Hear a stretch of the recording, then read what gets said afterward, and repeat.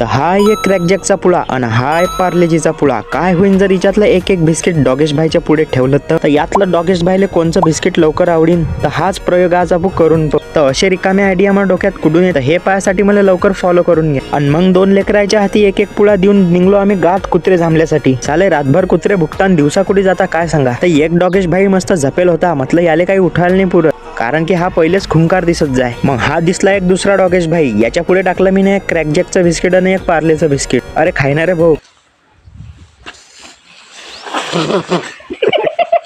पुरे हा आम्हाला भेला वाटते पाहून गेला. चला नेक्स्ट डॉगेश भाई. पुरे हो हो हो चावशिन्नर भाऊ मले. तर या डॉगेश भाई पुढे दोन्ही बिस्किट टाकता खेपियानं गपागप दोन्ही खाऊन घेतले. मग दिसला मला गल्लीतला कॉलूडॉन. तर चला याच्या पुढे दोन्ही बिस्किट टाकून पाहू. आणि यानं तर पहिले पार्लेजीचं बिस्किट खाल्लं आणि त्याच्याजवळ दुसरं कुत्रा आलं आणि त्यानं क्रॅकजॅकले तोंड लावलं तर त्यानंही ते खाल्लं नाही. तर चला याच्याही पुढे आपण दोन्ही बिस्किट टाकून पाहू. आणि यानंही पार्लेजीचंच बिस्कुट खाल्लं. क्रॅकजॅकले तर तोंड बी नाही लावलं. तर याचा अर्थ असा आहे की कुत्र्याला पार्लेचं बिस्कुट जास्त आवडते. जर हा व्हिडिओ आवडला असेल तर लगेच मला फॉलो करून घ्या.